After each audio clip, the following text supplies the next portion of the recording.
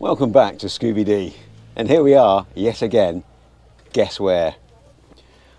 Yep, we're back at the International Campervan Show. Morning. So last time I was here, I thought your van and Simon's was the star of the show, but do you think you might be trumped with the... In my mind, that's absolutely beautiful machine. It sounds, in a tunnel it sounds biblical, basically. In a tunnel, it sounds biblical. My God. And people just couldn't believe that actually, yes, we can party in a field again.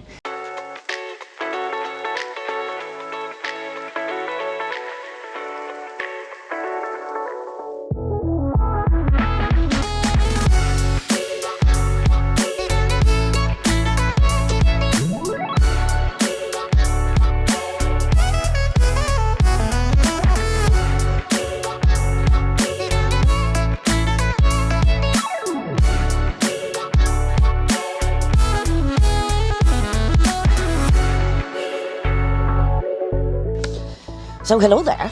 So my name's Aisling. I am a co-director of the Adventure Overland Show and International Campervan Show.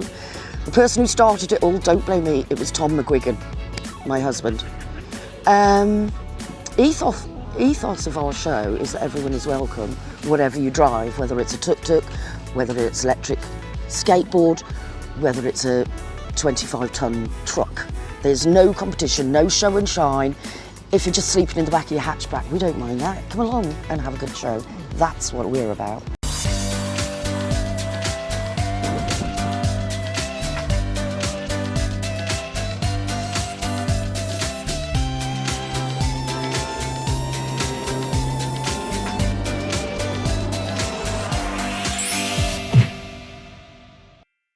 We've just bumped into Simon again from the school bus over there, and he's got a story about this Airstream which we're going to look at tomorrow, which is over here, this amazing Airstream. And apparently it's a NASA Airstream. What were you saying, Simon? Yeah, just get it in the background. That's fine. Go on. From what my research, because we did look at this, a similar vehicle to that. And if you look at some of the footage, what you'll see is an Airstream, because there's very few Airstreams which are motorhomes. Normally they're tower trailers. Yes, and right. NASA used one to take the astronauts from where they were when they'd been disinfected and they were clean to the launch pad, and you see them get out of a chrome Airstream and then go up the steps. I couldn't tell you which NASA flight it could have been, but let's hope it could be the one we went to the moon on. So that could be the NASA van. Yeah, I wouldn't say, but it was that model and shape and size, and it was just set up inside with just bench seats. It wasn't set like a motorhome. Do you know what? I like the story anyway. Doesn't matter. So I'll come back to the show again, and obviously we've got Queenie there from last time that I filmed, and the school bus over there. But I have to say that what's taken my eye this time is this amazing bus that Matt and Lamara have over here. And as you can see, it's quite a rarity because it's an Airstream, but it's actually a Campervan Airstream. And normally you see them as caravans. So I'm really intrigued to find out how these guys got hold of this bus. Can you tell us a bit about it, Matt? Yeah, it was kind of an accident, really. We weren't looking for an Airstream RV, because I think you said it yourself, they're so rare that when people come across them, they're thinking, why has this caravan got a steering wheel and an engine in it? Because they're not expecting the RV. But we had a GMC van that we used to travel in. Yeah. We were away in South Wales, and it came up on eBay, and it was one of these things where you look at it and you're kind of admiring it, and you're thinking of this kind of pipe dream. So you had a GMC before? I had a GMC Savannah. Nice. Yeah, that's a cool van as well. Yeah, it was a A-Team style. Yeah, kind of. Yeah, it was a lovely van, but we were struggling to fit in it with the dog and couldn't stand up. Height and that kind of thing. This way because the sun's hitting the wrong way there, and also the van's in the background. That's better. Yeah, that looks way better. So we came across it. A couple of days passed. We came back to it. And then we shouldn't, but the temptation was constantly there. Yeah, and this was in Ireland. It was in Northern Ireland, and everything was against us. I read like the biopic of the write-up that he did on it, and at the very end it said interested in classic Japanese motorcycles, and I'd built a 1975 Honda Goldwing as a custom job. Oh, right, so you're quite an experienced mechanic. We do bits as a hobby, but I dipped my toe with a message of what you're actually looking for in terms of a bike, and that just started the snowball then of the phone calls and the... So did you see this for sale? Yeah. You did? It was on eBay, and as soon as I started talking about the Goldwing, he wanted the Goldwing. The deal started setting up, and that's what just started that snowball, is the conversation about the Goldwing, Yeah. because he wanted a classic Japanese bike. And then we started looking at how do we get to Ireland. I need a HGV test. We're going to sell the GMC and the F-150 and the F-350 to go for this kind of all-in massive project. I love the way that you've organically built up to it, because I sort of wondered how you managed to suddenly acquire something like this. Exactly. And I thought, have they just sort of like bought this? Have they, were they saving up for a house Yeah. and thought, right, we're going to spend the money on this instead? I think a few people, especially how it is finished, people look at it and think you've got to have some deep pockets to go out and purchase something like that. But we worked and we kind of restored, like the F-150. We started with vehicles that were in a bit of a sad way that needed restoring, not as a purpose, but it just happened as a hobby, and we ended up trading up to the Airstream, really. Yeah, So that's right, yeah. it was a totally organic thing, and it's the Goldwing that clinched it. If I never bought that Goldwing and did that custom job, it would have never have happened. And you've done up all the inside yourself? Yeah, a So lot's was it just a changed as shell well. pretty much when you, or an old No, shell? it was brown and kind of baggy blue sofas Okay. and stuff that had worked for the previous owner as a kind of that'll do for now and I'll change it, that he never really got round to it in 7 years of owning it. Yeah. Got a rough figure of how much the conversion you spent on the conversion? I think with solar and LPG was a big cost. Yeah. We're probably at about 10 of what went That's on not top. bad. Not too bad. I did it all myself. That's the thing. If we paid somebody to polish it, that would have been Labour, $4 don't you? grand. Right. So is this in your spare time, or is this a full-time thing for you guys? That was a look what COVID's done. We're okay. twiddling our thumbs a little bit here COVID and project. yeah, it trying to get by. If we didn't have the vehicles to sell, we would have been like most other people, sat in the garden, wondering what's going to happen next. So life took a big change of direction, and we made some decisions. I see you've got a Scoobs here, but what's his name? This is Winston. Winston. Yeah, good boy. How you doing, Winston? He's just You obsessed wanna with say every hello other to dog. Scoobs? Just a little bit, because she'll wind you up. Good boy. Just a little bit. Say hello. Okay, Scoobs. Okay. Don't let him tie up. Yeah. Good boy. The problem with Scoobs is that she likes to wind up everybody. Everyone's got to be as excited as Scoobs, and of course, when you've got a dog as powerful as that, you don't want to get them too wound up. But we'll move in anyway to have a look at the place, just take it for a little and you stroll. can take us around what you've done inside. But Yeah, definitely. Can we squeeze through, guys? All right. Thank you. Come aboard. Thank you. Just going to close that very quickly. Yeah. So I remember when we first stepped inside it. And it was, I pictured exactly how it could be straight away, because it was quite dark and brown, and the whole interior was this colour back here, this kind of greeny, browny beige, all the way through. Yeah. The sofas were blue. This was kind of like a bench seat arrangement that was not quite working. Oh, look at that! What you've done here. Resin table. Did you do that yourself as well? I had that done. I was going to do it, but it was when we were moving, and you need perfect conditions for resin. Yeah. I would have had a go otherwise. But yeah, we had a guy do that for us. JT Woodworking did that. He's a good guy on Instagram. Fantastic. So built the seating arrangement, got everything recovered. Big fold-out table, painted doors. These are cupboards, are they? Yeah, these are tambour doors, not the cleanest arrangement, but these are all original. Okay, and it looks like things are going to fall out when you open Yeah, it up. kind of, The yeah. angle, yeah. It's a bit like that. There is a Dyson in there somewhere that's kind of face height to. And to how knock old people is that? to. Because looking at this walnut dashboard. 1977, the van is. Okay. It's on a 79 plate, but it was built in 77. So some bits are original, some bits are recovered.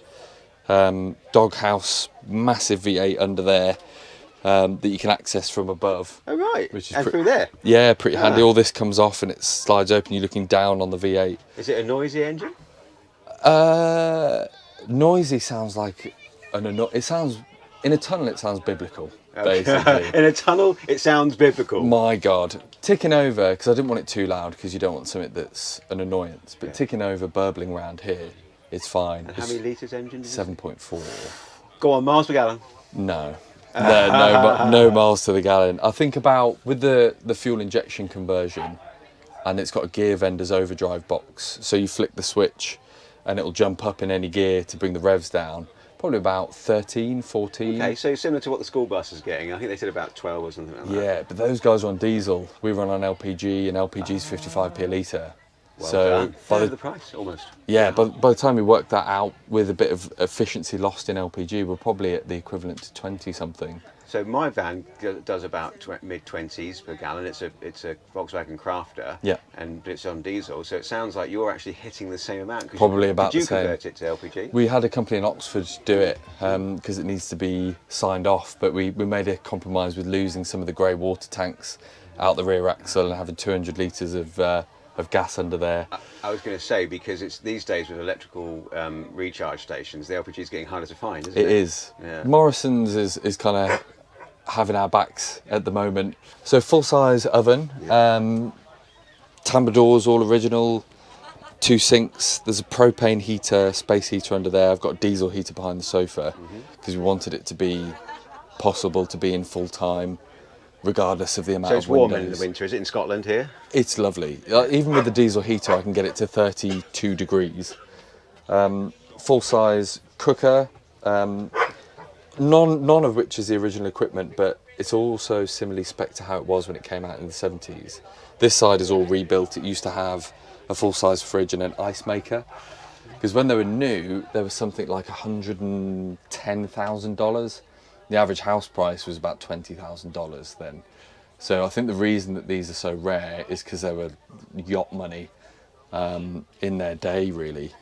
Some aircraft boxes for vital equipment such as gin Let's have a look.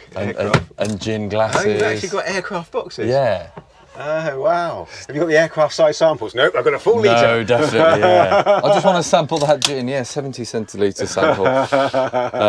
Yeah, full size fridge, which is obviously very carefully packed at the moment. Not. Yeah. Full size freezer. Oh, wow, it's Essentials brilliant. such as pizza. Well, do you know, and this will never go down in value as long as it's looked after and everything. It Yeah. will go up in value, actually, I think.